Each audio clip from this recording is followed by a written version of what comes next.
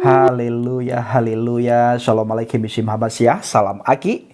Aku kabarkan Injil keselamatan. Bapak Ibu dan Tuhan, ketemu lagi dengan saya Evangelis Avraham Effendi Usman. Bagaimana kabar saudara semuanya? Haleluya, luar biasa. Nah saudaraku, kita masih membahas mengenai fenomena yang terjadi di Langkat, Sumatera Utara. Ada banyak sekali orang keluar dari agama Islam alias murtad, sampai MUI Majelis Ulama Indonesia turun tangan, dan Majelis Ulama Indonesia berkata ada dua penyebab Muslim di Langkat murtad. Nah saudaraku, Langkat ini sudah mendekati Aceh, Serambi Mekah. Sebagaimana video kemarin saya katakan bahwa tidak lama lagi Aceh, Serambi Mekah juga akan banyak orang murtad. Sudah banyak sekali teman-teman kita yang melakukan pelayanan penginjilan di Aceh, Serambi Mekah. Ada yang di Melabuh, ada yang di Banda Aceh, bahkan ada juga yang di Langsa, Luxmawe. Nah, di mana daerah desanya kita memang tidak kasih tahu Bapak Ibu. Yang jelas penginjilan di Aceh kita sudah mulai lakukan dan sudah dilakukan. Padi sudah mulai menguning, pekerja sedikit. Nah, Bapak Ibu, kalau hari-hari ini itu bukan padi sudah mulai menguning, padi sudah membusuk. Ya, padi sudah membusuk, pekerja sangat banyak, tetapi tidak mau bekerja. Nah, ayo kita ikut ambil bagian, kita menjadi pekerja di akhir zaman. Padi sudah mulai membusuk, padi sudah jatuh ke bawah, tidak ada pekerja. Nah, sekarang kita ambil bagian, menjadi bagian dari pelayanan penginjilan untuk memanen padi-padi yang kata Alkitab sudah menguning, bahkan hampir membusuk saudaraku. Kita bersihkan, kita rawat sehingga benar-benar padi ini menjadi padi yang siap kita tuai dan ada nilai yang luar biasa. Nah saudaraku, para pencinta channel Injil Habaget, Langkat selangkah lagi Aceh, Serambi Mekah, Tanah Rencong. Kita terus beritakan Injil, terus beritakan firman Tuhan. Pergilah, beritakanlah Injil ke semua makhluk, ke setiap orang.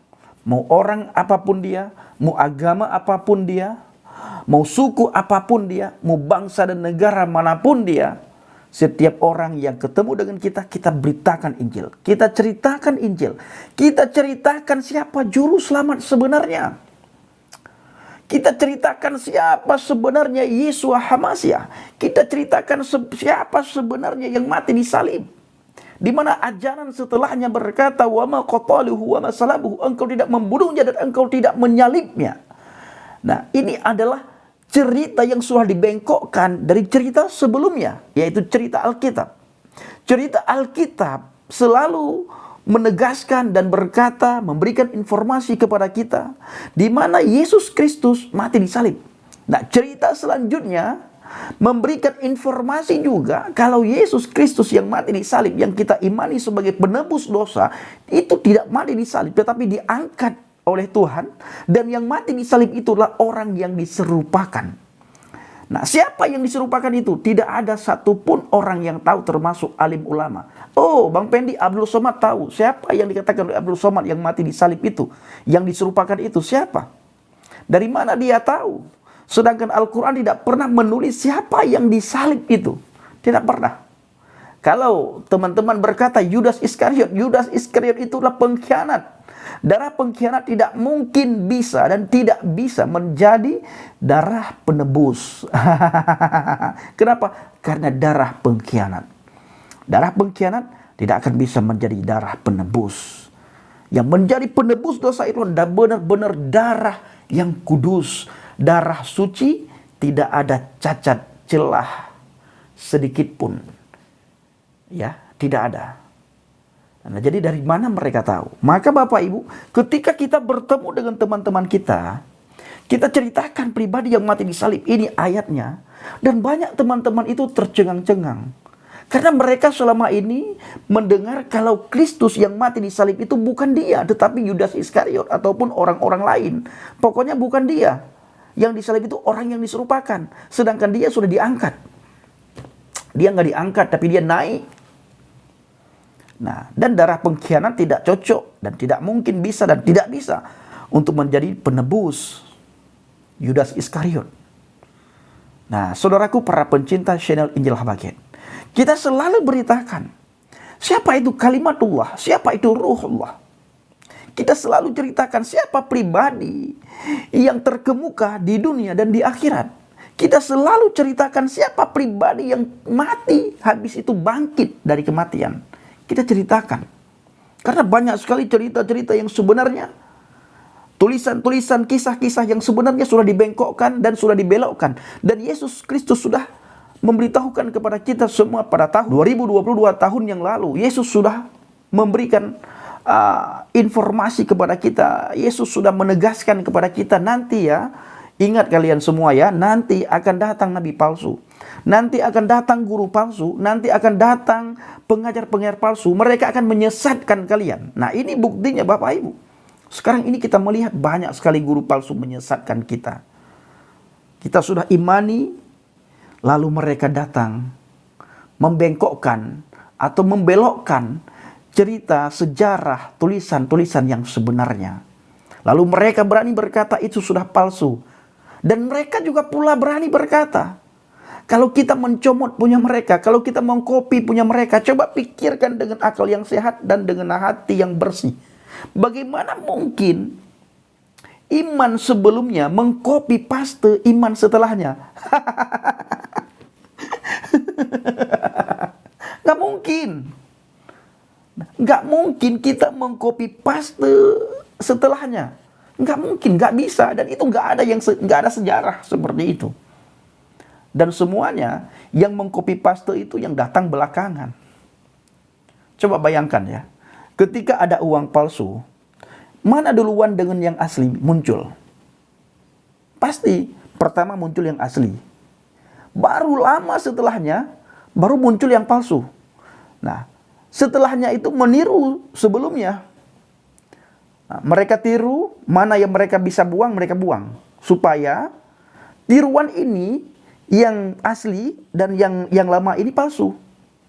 Nah, itu jadi mereka bengkokkan, pelan-pelan mereka bengkokkan, sedikit-sedikit mereka bengkokkan. Lalu mereka seru. Mereka beritakan terus-terusan. Terus-terusan mereka beritakan bahwa yang lama itu sudah palsu. Sehingga banyak orang dengar. Ketika banyak orang dengar, karena itu terus diperdengarkan, sehingga kepalsuan yang mereka perdengarkan itu dianggap satu kebenaran. Kenapa? Karena diperdengarkan terus, diberitakan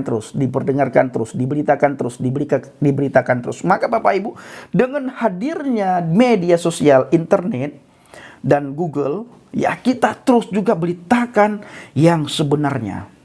Kita terus beritakan sebenarnya. Sehingga yang palsu itu tersingkirkan. Dan betapa bersyukurnya kita ketika mereka melihat yang asli. Mereka tercengang-cengang dan mereka secepat kilat meninggalkan imannya, meninggalkan agamanya. Mereka tinggalkan. Dan rela mereka murtad, rela mereka diusir, rela mereka dikucilkan, dihina, dicaci maki, diolok-olok. Bahkan rela mereka tidak dikasih harta benda. Tidak dapat lagi harta dari keluarganya. Rela. Kenapa? Demi keselamatan. Dan setelah mereka tahu keselamatan, maka orang yang sudah tahu keselamatan itu, mereka beritakan keselamatan. Beritakan Injil yang asli. Ini yang asli, ini yang sudah dipalsukan mana? Nggak ada yang dipalsukan. Memang ada, tetapi diada-adakan. Dan ingat, tidak mungkin kitab yang lama mengcopy paste kitab yang kemudian. Itu tidak mungkin. Muncul uang asli, tidak lama kemudian muncul uang palsu. Nah, mereka coba mengukir mana yang bisa mereka buang daripada yang asli, itu mereka buang. Tetapi yang namanya kejahatan, keburukan, lambat laut, itu pasti akan ketahuan. Maka ada pepatah mengatakan begini, sepandai-pandai tupai melompat, sesekali jatuh juga. Kebusukan dikemas, dibungkus serapi mungkin, tetap pada akhirnya kebusukan itu akan tercium dan kebusukan itu akan ketahuan. Ketika ketahuan, maka terjadi bom Hiroshima yang kedua kali, Bapak Ibu. Ya, seperti yang terjadi di Langkat, berbondong-bondong orang murtad. Itu kata Majelis Ulama Indonesia, bukan kata orang Kristen, bukan kata pendeta, bukan kata penginjil, apalagi kata misionaris. Tidak, kata MUI, Majelis Ulama Indonesia. Langkat itu perbatasan dengan Aceh. Nah, sedikit lagi sudah sampai Aceh. Nah, kepada para pendoa syafaat, terus dukung dalam doa supaya Aceh dilawat Tuhan. Akan terjadi lawatan Tuhan besar-besaran di Aceh, Serambi, Mekah, Tanah Rencong. Kita beritakan Injil. Kalau Anda bertanya apakah Bang Pedi tidak takut memberitakan Injil di Aceh? Ya, ada ketakutan. Tetapi ketika saya menyadari Injil itu adalah kekuatan daripada Elohim, apa yang saya takutkan? Ketika Alkitab berkata, pergilah beritakanlah Injil, apa yang saya takutkan? Karena yang perintah saya bukan gereja, bukan pendeta, tetapi firman Tuhan langsung. Dan Alkitab berkata, aku menyertai engkau sampai akhir zaman. Wow, Alkitab loh mengatakan aku menyertai engkau sampai akhir zaman. Pergi Pendi, pergi. Aku menyertai engkau. Nah, ketika Yesus yang menyertai saya, apa yang harus saya khawatirkan? Apa yang membuat saya takut? Apa yang membuat saya was-was dan gelisah? Ya, tetap saudaraku, Yesus juga ingatkan saya dan teman-teman semuanya. Kamu ini kuutus, tetapi seperti domba di tengah serigala. Hati-hati Pendi ya, bilang sama teman-temanmu, hati-hati. Jangan salah melangkah, jangan salah bergerak, jangan salah berucap. Kalau tidak, maka kalian nanti akan diperhadapkan dengan hukum penistaan agama seperti saudaramu Bapak Muhammad Kaci dan teman-temanmu yang lain. Seperti Ustadz Yusuf Roni. Tak beberapa puluhan tahun yang lalu, Ustadz Yusuf Roni juga tersandung kasus penistaan agama gara-gara memberitakan Injil. Nah, pernah saudara dengar seorang ustadz ditangkap karena melecehkan agama Kristen? Seorang kiai ditangkap karena melecehkan Alkitab. Saudara pernah dengar? Seorang mu'alaf ditangkap karena menghina Yesus. Saudara pernah dengar? Pernah Bang Pendi seorang mu'alaf ditangkap karena menghina Yesus, menghina Alkitab? Itu si Yahya Woloni. Saudaraku, itu karena kita desak terus. Nah, itu pun berapa lama dia ditangkap? Ditangkap dan diadilinya Yahya Woloni karena kasus penistaan kitab suci. Itu supaya tidak enak dengan yang lain. Karena orang Kristen banyak yang sudah ditangkap. Penginjil, pendeta sudah banyak yang ditangkap. Tersandung kasus penistaan. Sehingga Yahya Woloni pun ya ditangkap. Ecek-ecek lah. Bayangkan 5-7 bulan bagaimana dia menghina. Bahkan pernah dia berkata, sekalipun engkau ini, pangkatmu ini, kalau kau nggak Islam, mati masuk neraka kau. Itu kata Yahya Woloni. Ditangkap. Tapi lama baru ditangkap. Habis itu tidak lama dia keluar. Ya, 7 bulan dituntut, 5 bulan dia divonis dan bebas. Setelah bebas dia diundang oleh seorang mu'alaf di podcastnya Deddy Kompuser. Nah, dia berkata tidak mau lagi menghina iman Kristen, tidak mau lagi menghina agama yang lain, tidak mau lagi menghina kitab suci yang lain. Sekarang dia kumat lagi Bapak Ibu.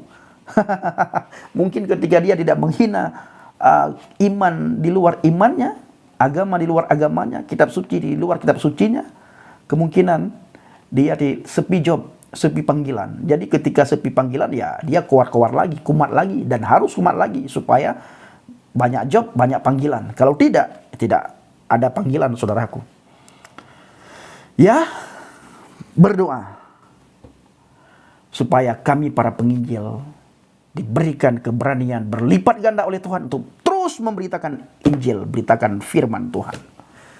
Di dalam 2 Timotius dikatakan, Tuhan tidak pernah memberikan kepada kamu, kepada kita semua, roh ketakutan, kiim, melainkan roh kasih, kuasa, dan pengendalian diri. Ya, kasih, kuasa, pengendalian diri. 3 hal ini harus kita miliki. Tuluslah seperti merpati dan cerdiklah seperti ular.